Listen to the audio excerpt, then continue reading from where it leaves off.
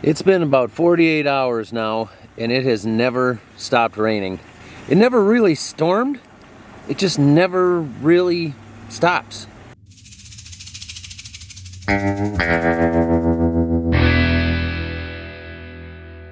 We're up to around 3 inches of rain now in the last 48 hours. Kind of a gut punch after having 90-degree heat last weekend for 3-4 days in a row, the way the corn exploded. Now we've got lows in the 30s the last several nights now with cold rains. It's gonna slow everything down a lot, that's for sure. I guess there isn't really much that I can do besides watch it, go to lunch. You guys have heard me talk about the Upside app before. That's the app that gets you real cash back on essential purchases you're gonna make anyway, like gas or diesel or grocery stores, restaurants, things like that. Well, luckily, that app is even waterproof, so you can use it without it, in the rain. You might get wet, but the app is still gonna work just fine. Kind of like this cornfield. There are actually over 100,000 different gas stations and grocery stores and restaurants on the app, including my local gas stations here. And it's real cash back. There's not any kind of confusing like rewards or points or credits or anything like that. For something like this, you just pull up to your local friendly diesel pump, in my case, do what I need to do, and then I just tell the app that, hey, I made a purchase here today. Confirm my linked card, and I'm done. It all happens in the background now. Top earners are earning as much as $300 every single month. So to find out how much you could earn, just use the link down in the description below. Download the Upside app and use the code FARMER for an extra 25 cents back per every gallon of gas on your first tank of gas. Or just scan the QR code right here to claim the offer. And then you will be on your way to earning cash back the same way I have been. Afternoon, puppy dogs. And a beautiful one it is. After 3 straight days of just constant rain and wind and cold and gloominess, we finally got us a bluebird day.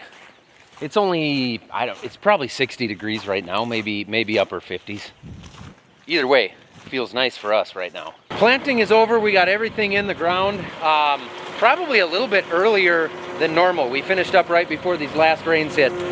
Everybody always thinks once planting is in, what do you really do? You just kind of let the crops grow, right? We go directly into spraying right away, so we would have been spraying a few days ago. As I was saying, we go right into corn spraying right away, so we've got a pre-emerge on our soybeans, so they will hold and stay clean for a little while, but the corn needs to be sprayed. This is always a little nerve-wracking getting stuff up that high. You can probably see it pretty well. Pretty good, yeah. Is the hose gonna work there? I think level it out a little bit, but I think it'll be best. They don't need to go front or back more? I would say go front more if you can, but then you gotta come in this way a foot yet too. There you go, just level it out there. Okay, now raise it up and come ahead 4 inches. It's nice this trailer can fit a lot of products, so we can put 2 down here because we got an extra pump with this new trailer. 2 down there, 2 gravity feed ones up there, and 2 up there, so we can do 6 mini totes here, plus whatever we want to put in here. We don't currently need that much space for that many products right now, but close.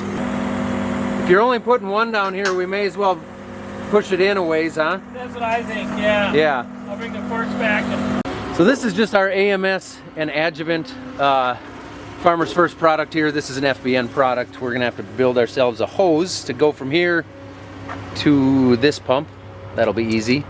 One of these hoses then will run from that pump, from that product. I'm just thinking out loud. I hope you guys don't mind. Just tight enough to mess up the hose clamp, so that should hold.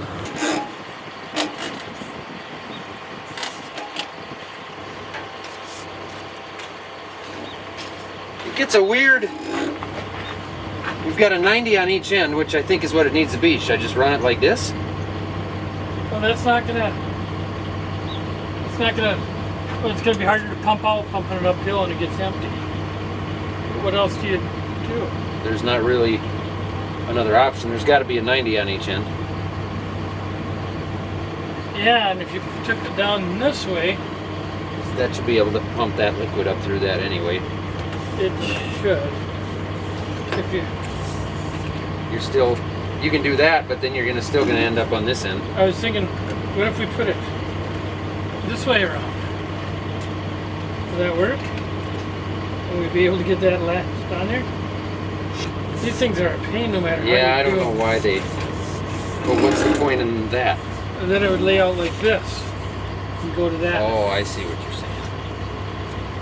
I don't know if That's less handy for going down the road then all the time. It is. I like that better than going up in the air. Like this. Yeah, I do. If I build it about there. Yeah. And we can still go up in the air if we want to. Okay.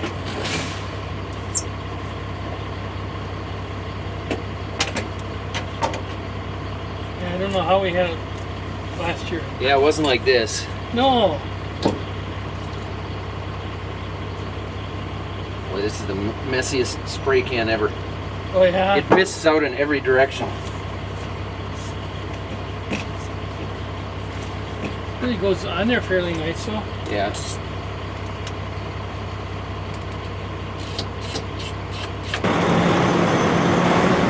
We've got a couple of these that we need to install into these inductors just because this trailer's brand new. We haven't had it all hooked up and connected to stuff yet, so we haven't put any products in these inductors yet. So, a little more plumbing to do to get everything ready. Yeah.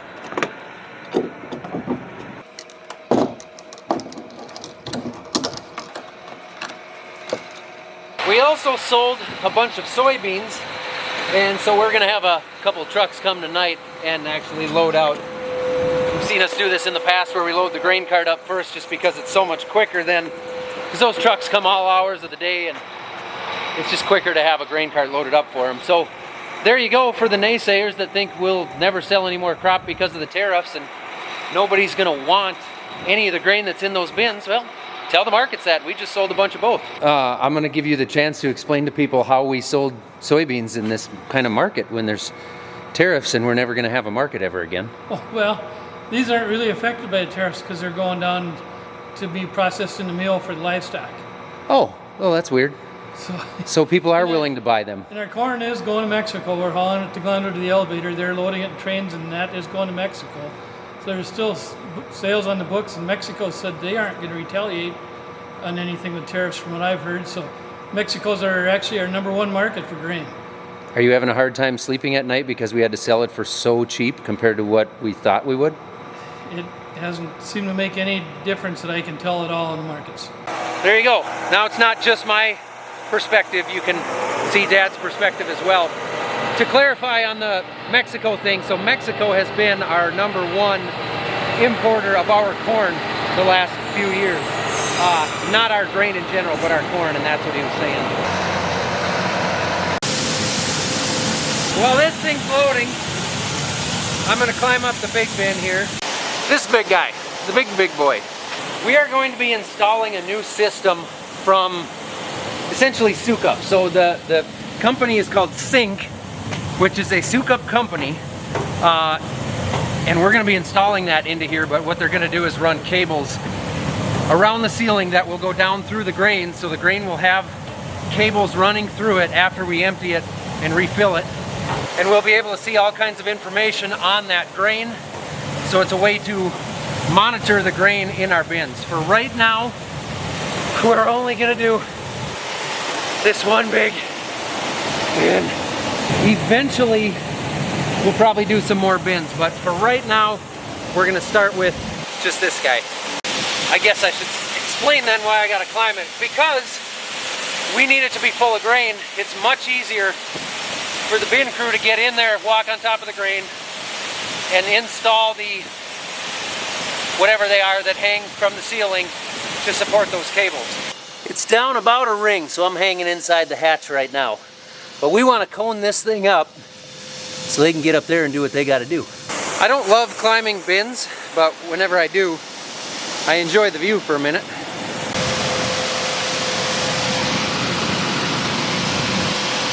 That fills that up. That thing is full now, so we'll get a truck in here and load him out and probably reload that thing again tonight. It's 5:30, so Dad's gonna take off and probably go grill himself some steaks. Or vegan burgers, I don't know, whatever he wants. He's not gonna want vegan burgers. I saw the FedEx truck swing by and drop off a heavy package. And I know I had a winch coming. So I bet I got a winch on the front porch. This new winch has absolutely nothing to do with farming.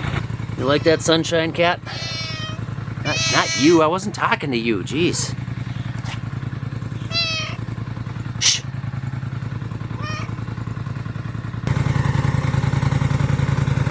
Yeah, that winch is for race car stuff. Let's check the old chickens.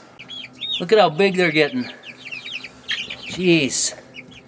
Monsters. They're kind of lazy though. Not a one of them has given me an egg yet. I'm going to probably build them a chicken coop here in the next couple of days. They're about ready to get out of that tote.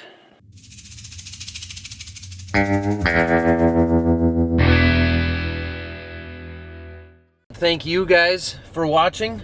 If you're interested, you can also go follow me on Pepperbox. We're gonna have some exclusives over there. I am going to, I believe, post some of the podcast stuff we did with the Farm for Profit guys a month ago, where Randy the Master Pipe Layer and I went down to Iowa and talked to those guys. They ended up losing their TikTok, not because of that, but just there was a lot of shenanigans. So that's going to be an exclusive over on Pepperbox. There's a link down below for that. We're also going to do some racing here this weekend, and got a new camera guy that's going to be coming with us. So hopefully we can get some consistency going again over on that channel, over on the Between the Rows channel. But thank you guys for watching. See you in the next one.